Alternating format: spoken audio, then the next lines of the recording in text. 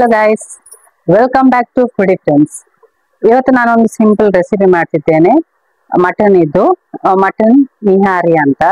ಕೆಲವರು ಅದಕ್ಕೆ ನಲ್ಲಿ ನಿಹಾರಿ ಅಂತ ಸಹ ಹೇಳ್ತಾರೆ. ನಾನು ಮಟನ್ ನಿಹಾರಿ ಮಾಡ್ತಿದ್ದೇನೆ.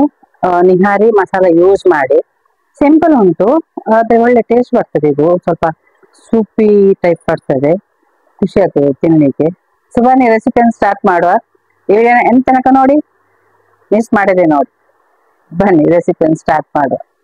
ನಾನು ಮಟನ್ ನಿಹಾರಿ ಹೇಗೆ ಮಾಡುದು ಅಂತ ಹೇಳಿಕೊಡ್ತಿದ್ದೇನೆ.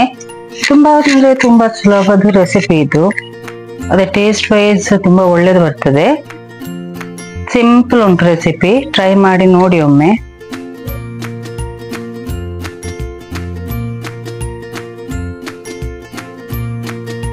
ಮೊದಲಿಗೆ ಮಟನ್ ಅನ್ನು ಘೀಯಲ್ಲಿ ಫ್ರೈ ಮಾಡಿ, ಒಂದು 3 ಟೀ ಸ್ಪೂನ್ ಘೀ ಹಾಕಿ ಮಟನ್ ಅನ್ನು ಫ್ರೈ ಮಾಡಿ. ಒಂದು 10 ಮಿನಿಟ್ಸ್ ಅಟ್ ಲೀಸ್ಟ್ ಫ್ರೈ ಮಾಡಬೇಕು.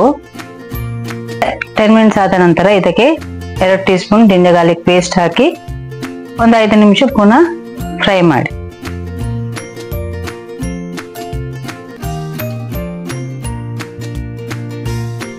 ಈಗ ಇದಕ್ಕೆ ಒಂದು 5 ಟೀ ಸ್ಪೂನ್ ಮಟನ್ ನಿಹಾರಿ ಮಸಾಲ ಸಿಗ್ತದೆ, ಅದನ್ನು ಹಾಕಿ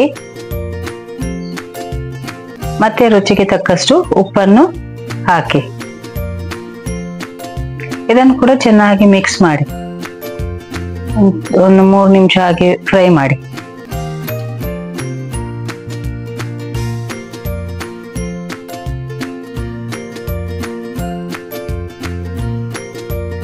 ನಂತರ ಒಂದು 3 ಮಿನಿಟ್ಸ್ ಆದ ನಂತರ ಇದಕ್ಕೆ ನೀರು ಹಾಕಿ, ಒಂದು 4 ಕಪ್ಸ್ ಅಷ್ಟು ನೀರನ್ನು ಹಾಕಿ ಮಿಕ್ಸ್ ಮಾಡಿ.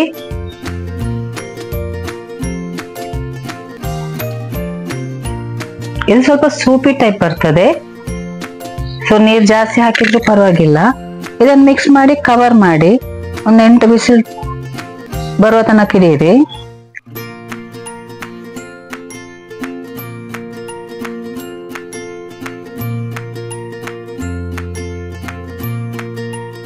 ಈಗ ಒಂದು 4 ಟೀ ಸ್ಪೂನ್ ಅಷ್ಟು ಮೈದಾವನ್ನು ಬಾಣಲೆಯಲ್ಲಿ ಸ್ವಲ್ಪ ಸ್ಲೋ ಫ್ಲೇಮ್ ಇಟ್ಟು ಇದನ್ನು ಫ್ರೈ ಮಾಡಿ.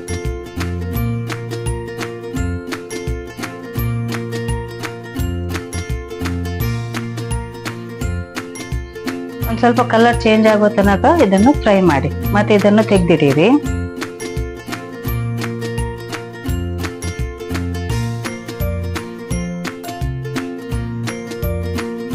ನಂತರ ಒಂದು ಆನಿಯನ್ ಅನ್ನು ಗೋಲ್ಡನ್ ಬ್ರೌನ್ ಆಗೋ ತನಕ ಫ್ರೈ ಮಾಡಿರಿ, ಅದನ್ನು ಕೂಡ ತೆಗೆದಿಡಿರಿ. ಈಗ ಒಂದು ಬೌಲಲ್ಲಿ ನಾವು ಫ್ರೈ ಮಾಡಿಟ್ಟ ಮೈದಾವನ್ನು ತೆಕ್ಕೊಂಡು ಅದಕ್ಕೆ ಸ್ವಲ್ಪ ನೀರು ಹಾಕಿ ಇದನ್ನು ಈ ಮಟನ್ಗೆ ಹಾಕಿ, ಮಟನ್ ಕರಿ ಉಂಟಲ್ಲ ಅದಕ್ಕೆ ಹಾಕಿ ಮಿಕ್ಸ್ ಮಾಡಿ ಚೆನ್ನಾಗಿ ಕುದಿಸಿರಿ. ಒಂದು 5 ನಿಮಿಷ ಅಟ್ಲೀಸ್ಟ್ ಅದು ಕುದಿಬೇಕು.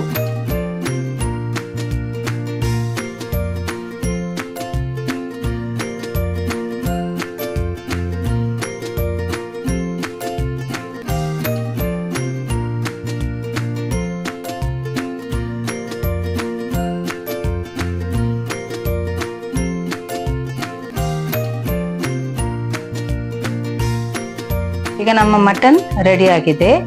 ಈಗ ಇದನ್ನು ಗಾರ್ನಿಶ್ ಮಾಡ್ಲಿಕ್ಕೆ ಉಂಟು, ಅದು ಮೇನ್ ಇದರಲ್ಲಿ. ನೋಡಿ, ನಾನು ಮಟನ್ ಎಲ್ಲ ಇದನ್ನು ಒಂದು ಬೌಲಲ್ಲಿ ಹಾಕಿದ್ದೇನೆ. ಇದಕ್ಕೀಗ ಫಸ್ಟಿಗೆ 1 ಟೀ ಸ್ಪೂನ್ ಅಷ್ಟು ಘೀ ಹಾಕಿ, ಅದರ ನಂತರ ನಾವು ಫ್ರೈ ಮಾಡಿಟ್ಟ ಆನಿಯನ್ ಉಂಟಲ್ಲ, ಈರುಳ್ಳಿ, ಅದನ್ನು ಹಾಕಿ ಬೆರೆಸ್ತವನ್ನು ಹಾಕಿ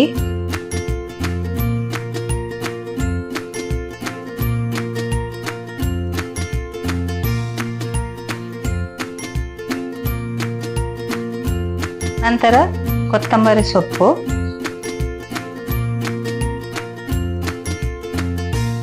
ಒಂದು ಲೈಮನ್ನು ಹಿಂಡಿ ಹಾಕಿ, ನಂತರ ಜಿಂಜರ್ ಜೂಲಿಯನ್ಸ್ ಅಂದ್ರೆ ಜಿಂಜರನ್ನು ಉದ್ದವಾಗಿ ಕಟ್ ಮಾಡಿ ಇದಕ್ಕೆ ಗಾರ್ನಿಶ್ ಮಾಡಿ. ನಮ್ಮ ಮಟನ್ ನಿಹಾರಿ ರೆಡಿಯಾಗಿದೆ. ಟ್ರೈ ಮಾಡಿ, ಒಮ್ಮೆ ಟ್ರೈ ಮಾಡಿ ನೋಡಿ.